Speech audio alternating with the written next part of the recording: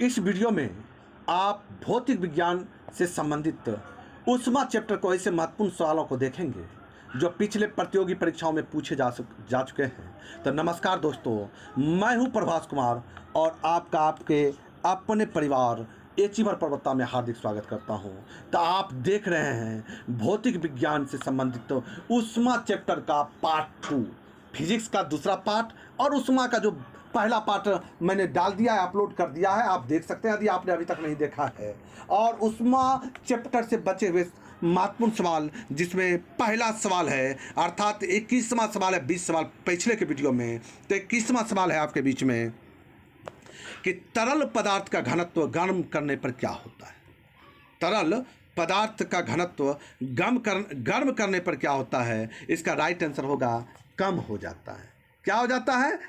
कम हो जाता है। देखिए, भौतिकी में किसी पदार्थ के इकाई आयतन में निहित द्रव्यमान को उस पदार्थ का हम घनत्व कहते हैं, और घनत्व बराबर होता है m बटा v, यानी घनत्व बराबर द्रव्यमान बटा ये द्रव्यमान, ये आयतन। तो किसी तरल पदार्थ को गर्म करने पर उसका आयतन क्या होता है? बढ़ जाता है। क्योंकि द्रव्यमान नियत है तथा आयतन में वृद्धि हो रही है, अतः आयतन में जब वृद्धि होगा तो उस तरल पदार्थ का घनत्व क्या होगा? घनत्व कम होगा। ये देखिए, ये नीचे का भाग बढ़ता चला जाएगा। मानिए 8 है और ये 8/2 है तो 4 होगा, लेकिन ये 3 हो जाएगा। 3 होगा तो ये 4 से कम हो जाएगा, घटता चला जाएगा। यानी हर अधिक बढ़ता चला जाएगा तो क्या होगा? मान उसका घटता चला जाएगा। तो याद रखिएगा, घनत्व बराबर होता है द्रव्यमान बटा आयतन। आयतन जैसे जैसे बढ़ता चला जाएगा तो पदार्थ का घनत्व क्या होता चला जाएगा? कम होता चला जाएगा। चलिए बढ़िए 22वें नंबर सवाल पर आइए। दोस्तों, यदि आपने चैनल को अभी तक सब्सक्राइब नहीं किया है तो चैनल को सब्सक्राइब करते हुए बेल आइकन के ऑल को जरूर प्रेस कर लीजिए, और यदि अच्छा लग रहा है तो लाइक करते हुए दोस्तों को भी शेयर कीजिए। मैं प्रभास कुमार इसी तरह आपके बीच वीडियो लगातार अपलोड करता रहूँगा, लाता रहूँगा। चलिए अगला सवाल है, 22वां नंबर सवाल है कि जल का घनत्व 1 डिग्री सेल्सियस है, 1 डिग्री सीसी है, या बिल्कुल सही है कितना डिग्री सेल्सियस पर? ठीक है, ये देखिए, इसका राइट आंसर होगा आपका ऑप्शन बी, 4 डिग्री सेल्सियस पर। यानी आप जो है जल का घनत्व 1 g प्रति सीसी 4 डिग्री सेल्सियस पर होता है, क्योंकि 4 डिग्री सेल्सियस पर पानी का आयतन न्यूनतम व घनत्व क्या होता है? अधिकतम होता है। इसलिए हमारा राइट आंसर होगा क्या? 4 डिग्री सेल्सियस। बढ़ते चलिए, अगला सवाल है 23वां सवाल है कि निम्नलिखित में किस कारण 100 डिग्री सेल्सियस पर पानी की अपेक्षा 100 डिग्री सेल्सियस पर भाप अधिक गंभीर दाह करती है। यानी भाप लग जाता अधिक जलन देता है, अब पानी इतना जलन नहीं देगा। इसका क्या कारण है? देखिए, होता क्या है, पानी का क्वथनांक जब 100 डिग्री सेल्सियस होता है, इसी ताप पर पानी द्रव से गैस अवस्था में परिवर्तित होता है, परंतु जल के इस अवस्था परिवर्तन हेतु अतिरिक्त ऊर्जा की आवश्यकता होती है।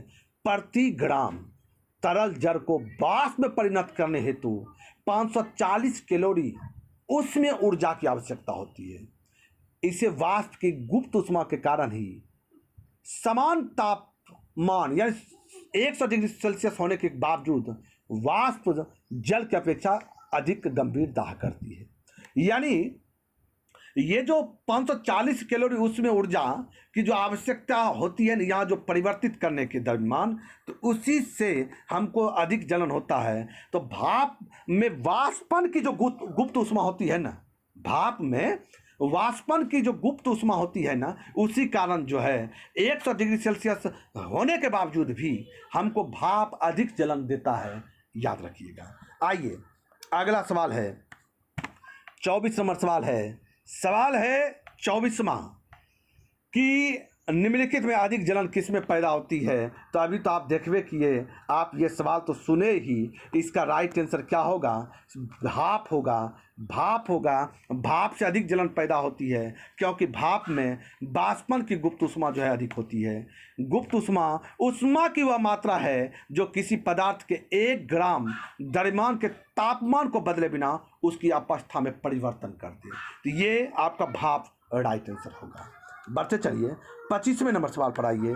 25वां नंबर सवाल है निम्न में किसमें संवहन होता है? और ये 4 ऑप्शन है। राइट आंसर होगा आपका केवल द्रवों और गैसों में।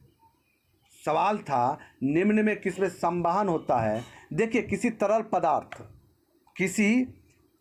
पदार्थ अथवा गैसों में स्वयं अणुओं के स्थानांतरण द्वारा एक भाग से दूसरे भाग में होने वाली ऊष्मा संचार को हम संवहन कहते हैं। संवहन प्रक्रिया ठोस में नहीं होती है। संवहन प्रक्रिया ठोस में नहीं होती है, इसलिए केवल और द्रव और गैस इसका क्या होगा? राइट आंसर होगा। Option B right answer. बढ़िए 26वां नंबर सवाल है कि कार्योजेनिक किससे संबंधित विज्ञान है? कार्योजेनिक किससे संबंधित विज्ञान है? राइट आंसर होगा आपका निम्न तापमान। कार्योजेनिक किससे संबंधित विज्ञान है? कार्योजेनिक का तात्पर्य निम्न तापमान से है। कार्योजेनिक का तात्पर्य निम्न तापमान से है। अति निम्न तापमान अर्थात 0 डिग्री सेल्सियस से 150 डिग्री सेल्सियस को कार्योजेनिक तापमान कहते हैं तथा अति निम्न तापमान पर ईंधन का उपयोग करने वाले इंजन को कार्योजेनिक इंजन कहते हैं। इसमें प्रोनोदक के रूप में यानी ईंधन के रूप में द्रव हाइड्रोजन तथा द्रव ऑक्सीजन का उपयोग होता है। इसका उपयोग सामान्यतः अधिक ऊंचाई तक प्रक्षेपित अंतरिक्ष यानों तथा प्रक्षेपण यानों में किया जाता है। तो ध्यान रखिएगा, कार्योजेनिक का तात्पर्य निम्न तापमान से है। इसका राइट आंसर होगा आपका कार्योजेनिक किससे संबंधित विज्ञान है? तो निम्न तापमान राइट आंसर 26 का ऑप्शन बी। आइए 27वां नंबर सवाल देखें। 27वां नंबर सवाल है बहुत उच्च तापमान को मापने के लिए हम प्रयोग करते हैं। राइट आंसर होगा आपका ऑप्शन सी ताप विद्युत उत्पामापी। देखिए बहुत उच्च तापमान को मापने के लिए ताप विद्युत उत्पामापी का प्रयोग किया जाता है।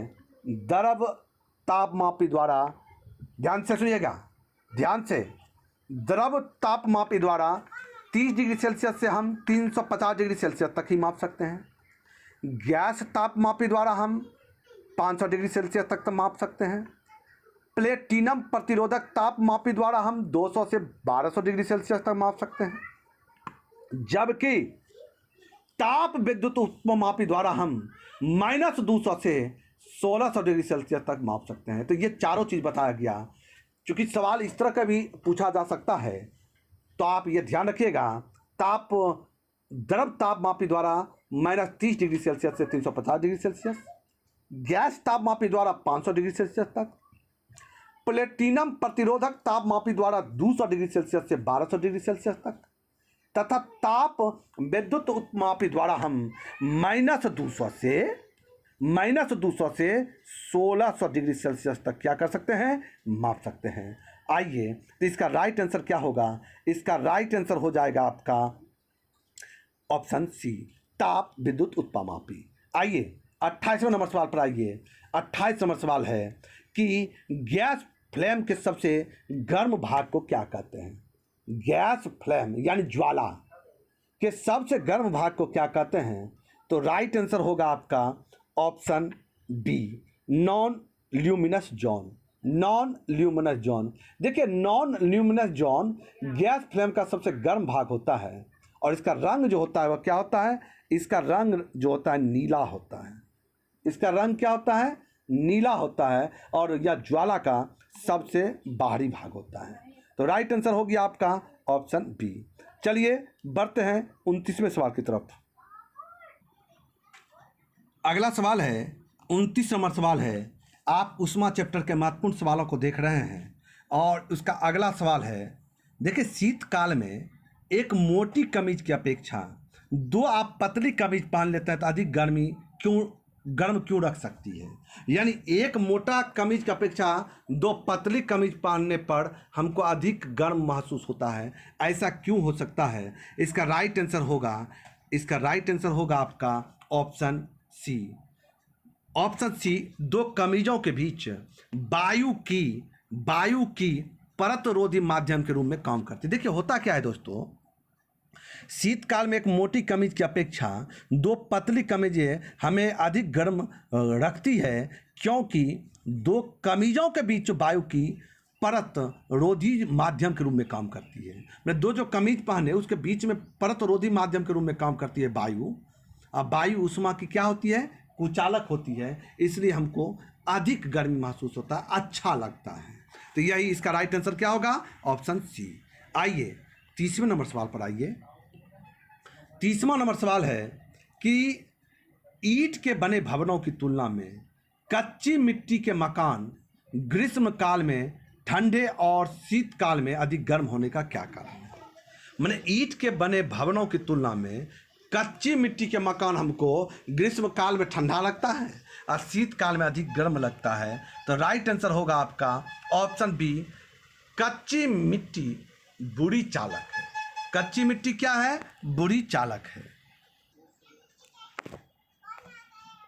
देखिए कच्ची मिट्टी जो होती है ना, कच्ची मिट्टी उष्मा की बुरी चालक है। गर्मियों के दिन में इससे बनने वाले घर ठंडे रहते हैं, क्योंकि बाहर का तापमान अंदर के तापमान से क्या होता है, अधिक होता है। बाहर का जो तापमान होता है वह घर के तापमान से क्या होता है, अधिक होता है। और मिट्टी उष्मा का कोई आदान प्रदान नहीं होने देती। इसी प्रकार जाड़े के में कमरे का ताप जो होता है बाहरी ताप से अधिक होता है, जो बाहर नहीं जा पाता है, तथा कमरे में गर्मी बनी रहती है। तो यही कारण है, मिट्टी चूँकि बुरी चालक है और वह आदान प्रदान नहीं होने देती है, तो इसी कारण जो है हमको ठंडा दिन में गर्म और गर्म के दिन में ठंडा लगता है रूम के अंदर में कच्ची मिट्टी से बना घर। आइए सवाल है 31वां नंबर सवाल है निम्नलिखित में कौन सा पदार्थ उष्मा का सुचालक है। निम्नलिखित में कौन सा पदार्थ उष्मा का सुचालक है परंतु विद्युत का क्या है, कुचालक है। राइट आंसर होगा आपका अवड़क। देखिए अवड़क जो है, अवड़क याद रखिएगा, अवड़क के उत्पादन में भारत का विश्व में प्रथम स्थान है। क्या है, प्रथम स्थान, पहला। अवड़क उष्मा का क्या होता है, सुचालक होता है। उष्मा का क्या होता है, सुचालक, लेकिन विद्युत का कुचालक होता है। उष्मा का सुचालक लेकिन विद्युत का कुचालक होता है। उष्मा राइट आंसर, अवड़क राइट आंसर। आइए बढ़िए अगले सवाल पर आइए। सवाल है 32। एक निर्वात मार्जक भाप के अंतर नियम के अनुसार कार्य करता है, चंद्र में वह कैसा कार्य करेगा। देखिए कहता है एक निर्वात मार्जक भाप के अंतर नियम के अनुसार कार्य करता है, चंद्र पर वह कैसा कार्य करेगा। देखिए चंद्रमा पर वायुमंडल क्या होता है, चंद्रमा पर वायुमंडल अनुपस्थित होने के कारण निर्वात मार्जक भाप के अंतर नियम के अनुसार कार्य नहीं करेगा। सीधा सवाल और सीधा जवाब, कार्य नहीं करेगा, क्योंकि वहाँ पर वायुमंडल अनुपस्थित होता है। इसलिए जो होता है चंद्रमा पर वायुमंडल अनुपस्थित होने के कारण यह आपका कार्य नहीं करेगा। तो इसका राइट आंसर क्या हो जाएगा, इसका राइट आंसर हो जाएगा ऑप्शन बी। आइए 33वें नंबर सवाल पर आइए। 33वां नंबर सवाल है निम्नलिखित में ध्वनि का सर्वाधिक किसमें होता है, वेग। ध्वनि का वेग सर्वाधिक किसमें होता है। तो राइट आंसर क्या होगा, 4 विकल्प हैं और राइट आंसर होगा आपका इस्पात। ध्यान रखिएगा, ध्वनि तरंगे यांत्रिक अनुदैर्घ्य तरंग होती है। ध्वनि तरंगे यांत्रिक अनुदैर्घ्य तरंगे होती हैं, जो ठोस, द्रव तथा गैस तीनों प्रकार के माध्यम में संचारित हो सकती है, तथा किसी माध्यम में अनुदैर्घ्य तरंगों की चाल माध्यम की प्रतिस्पर्धा तथा घनत्व पर निर्भर करती है। तरंग का आयाम तथा रूप पर नहीं। ध्वनि का वेग सबसे अधिक ठोस में, फिर द्रव में तथा सबसे कम गैस में होता है। इसलिए उपयुक्त विकल्पों में से इस्पात में ध्वनि का वेग क्या होगा? सर्वाधिक होगा। देखिए, इस्पात के बाद ये ठोस के बाद द्रव, द्रव के बाद गैस में होता है, इसलिए इस्पात राइट आंसर होगा। आइए, सवाल है 34वां सवाल है कि लंबी दूरी के बेतार संचार के लिए अपेक्षित तरंगे हैं। लंबी दूरी के बेतार संचार के लिए अपेक्षित तरंगे हैं और इसका राइट आंसर होगा आपका रेडियो तरंगे। देखिए, लंबी दूरी के बेतार संचार के लिए रेडियो तरंगे उपयोग में लाई जाती है। इसका उपयोग टेलीविज़न, टेलीफोन आदि के प्रसारण में किया जाता है। किसमें? टेलीविज़न, टेलीफोन आदि के प्रसारण में किया जाता है। तो राइट आंसर होगा आपका रेडियो तरंगे। लंबी दूरी के बेतार संचार के लिए अपेक्षित तरंगे हैं रेडियो तरंगे। इसका प्रयोग हम टेलीविज़न में भी करते हैं, टेलीविज़न में भी और टेलीफोन में भी। आइए बढ़ते हैं।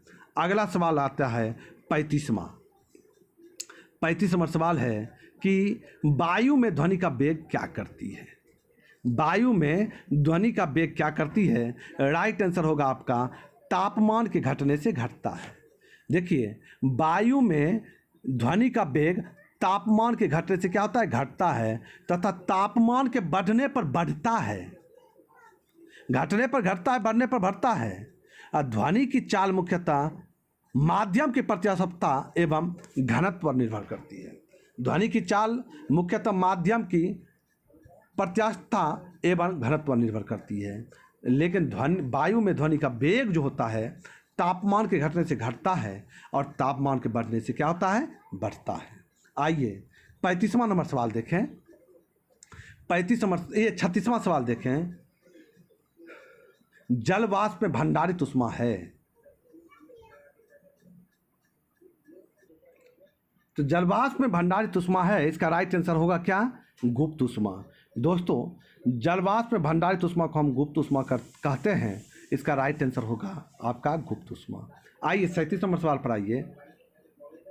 37वां नंबर सवाल है, कोई पिंड उष्मा का सबसे अधिक अवशोषण करता है। कोई पिंड उष्मा का सबसे अधिक अवशोषण करता है जब वह हो। राइट आंसर होगा आपका काला और खुरदरा।